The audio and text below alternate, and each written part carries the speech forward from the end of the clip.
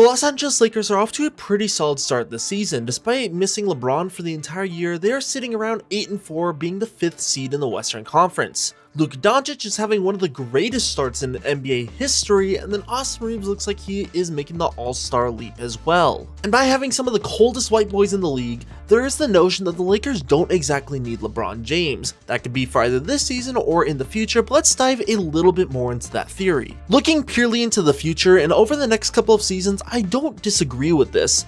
Luka and Reeves game by game are looking like a more and more viable duo. The Lakers have been denying trades for Austin Reeves, and really Reeves looks like he is continuing to get better every single season. On top of that, the majority of the Lakers roster is under 30 years old, so they're not exactly a super old team either outside of a few players. However, when you have a player as good as Luka Doncic, when you have a breakout guy like Austin Reeves, and then when you have one of the GOATs who is still productive at his age in LeBron James, it's hard to see that this entire season should be just wasted and there should be just focus on the future. Just because it might be LeBron's final season in Los Angeles, at least at his current salary, doesn't mean that there's nothing to compete for. So let's tackle this notion that the current Lakers squad does not need LeBron James. Luka Doncic has been on to a perfect start of this NBA season. So far, he's averaging around 35 points, 9 rebounds, 9 assists on one of the highest true shooting percentages of his career. On top of that, he is also playing better defense, at least compared to last season. Individually, Luka has been flat out amazing and looks the best that he ever has in his career. At the moment, I have him as either my number 1 or number 2 pick for the early season MVP, but that alone is the problem. Luka Doncic is currently on pace for the 6th highest usage rate ever. Despite being just 26 years old, he is on pace to lead the league in usage for the 4th time in his career, as he currently has the highest usage rate in his career in NBA history. Not only is this not great from a health standpoint, this type of basketball over-relying on one player and a very heliocentric style of play often does not lead to success. At least it doesn't lead to finals victories. Luka can will a team to the finals. We've seen that before, and I don't think that's going to be Luka Doncic's last time in the NBA finals, but that just isn't something that provides winning basketball. We've seen that historically.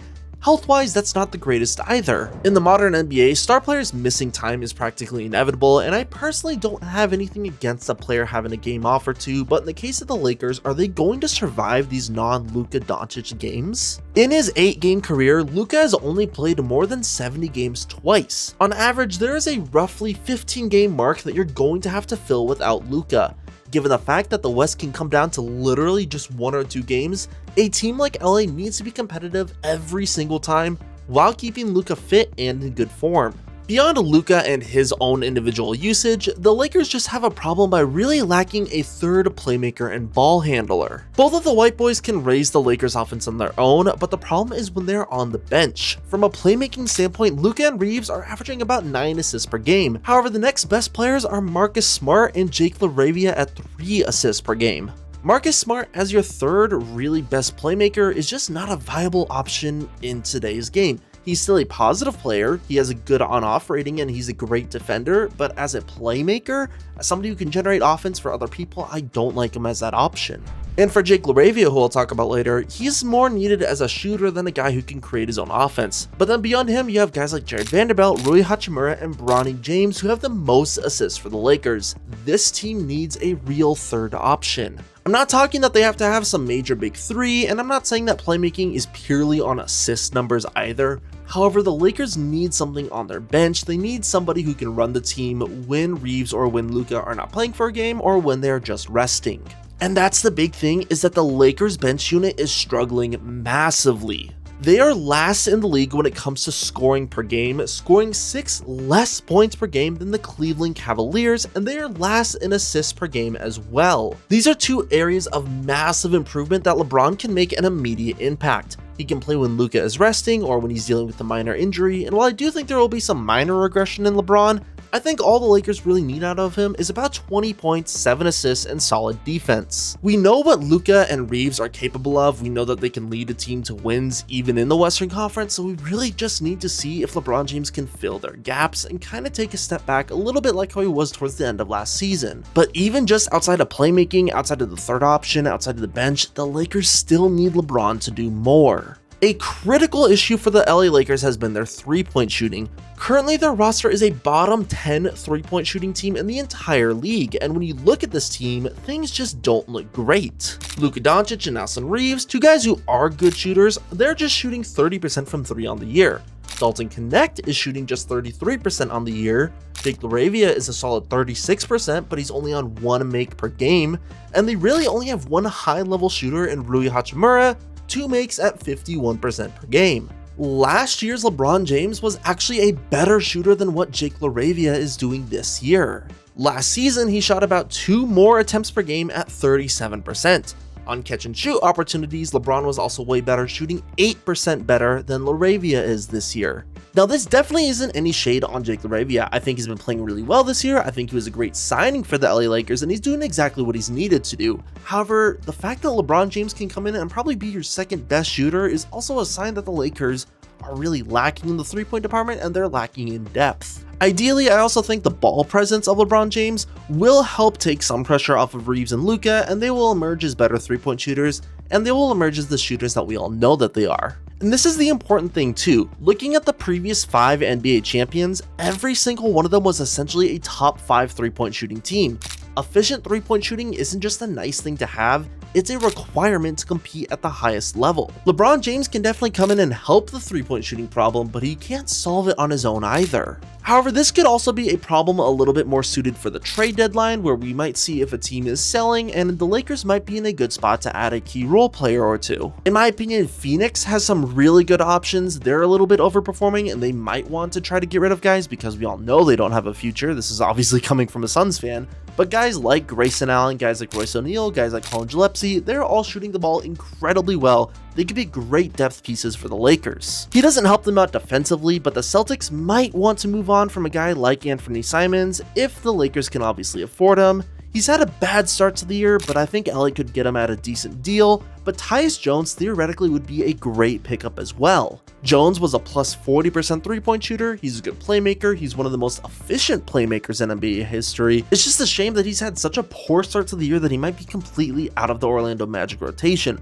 But because of this, it might make him a decent trade target for a team like the Lakers that need to get over the hump. And statistics aside, there is a lot that LeBron can add to the Lakers on just a play-by-play basis. As I've said, he's going to give a huge boost to their playmaking and spacing. I can see him taking a step back, like I said earlier, averaging that efficient maybe 20 points per game, playing a little bit more off ball. Even just in the corner, LeBron is a threat, shooting 38% from 3, making him viable just standing out there. But imagine LeBron setting a screen for Luka Doncic or Austin Reeves. Imagine LeBron at the 3 or 4, and then Ayton or Jackson Hayes, who I really have been liking this season. Imagine them setting a screen for Bron, and then Reeves and Luka, they can take a possession off, they can be floor spacers, they alone can just be better shooters. JJ Redick can also theoretically rotate them well, so that way you have Austin Reeves, Luka Doncic, or LeBron James on the court at all times, and even in a difficult Western Conference, and even with a team that I think has a little bit of trouble on their bench, you have one of those guys on the court at all times, you're going to be a playoff team. Beyond this, the Lakers also would have a little bit more lineup flexibility. You can either start Marcus Smart if you really want to focus on the defense, be a smaller, quicker lineup. Obviously, Marcus Smart brings great energy as well for both good and bad reasons. Or you can also start Rui Hachimura, play LeBron at the 3, generally be a better spacing team. And it's not to the extent of what he did in his prime, but I still believe in LeBron's ability to raise the game of his teammates. He's still a good playmaker, he still has his own scoring gravity, he's still a good passer. So at the end of the day, I think LeBron can still make some of the Lakers bench players look a little bit better than what they are. And last year we did see in about the 20 or so games that LeBron played alongside Luka that LeBron did change his play style. He was a little less ball dominant, he played better defense, he played better off the ball, he was cutting, he was setting screens more, he was generally playing that second or even third man role that I think he would play perfectly at a 41-year-old age. When those two played together, the Lakers also went 15-8 in the second half of last season, and mind you, that was Luka very new on the Lakers, that was Luka not in the greatest shape, and even towards the end of that, that was Luka when he was injured. Now with all of this being said, I don't expect LeBron returning to be perfect. So far, I think the Lakers have some great chemistry, and adding a player of LeBron's magnitude is going to change that no matter what. But I also am thinking that we're starting to get to the point that we're actually overvaluing the amount that LeBron James is going to shake up the Lakers, and the amount that he's actually going to ruin their chemistry. The Lakers have had a great start without LeBron James, and I think this also points to the sign that they can have a good future without LeBron James. But when we look at the state of the NBA right now, you can't tell me that this Lakers squad can compete in the highest level without LeBron James. In order to make the next level, they probably have to go through a few growing pains, and I don't think that there's going to be anything wrong with that. In watching these Lakers games, especially like that bad loss to the Thunder last night, they need another option when Luka or Reeves isn't getting it done. Those two plus the power of friendship is just not enough to beat a team like the Nuggets or like the Thunder. Whether you look at the Lakers playmaking, you look at their bench, you look at their shooting statistics, there are clear holes in this team. Luka has covered them pretty well, but a 38% usage rate is unsustainable, especially on somebody who, like I said, misses that 10 to 15 games every single season. This whole time, the Lakers have been fighting with one hand behind their back. They've had a ton of potential. I think they're going to be great in the future, but they aren't at their full strength at this single moment. While the Lakers have problems, not all of them can be solved by LeBron. I think LeBron is going to come in and he is going to make a major addition to this team in so many different aspects, both on and off the court, both by the eye test and both statistically. Yes, there's going to be those growing pains, but at the end of the day, it's going to be worth it to make the Lakers competitive this year. That is it for this video. If you like it, you know what to do, and I'll catch you all next time.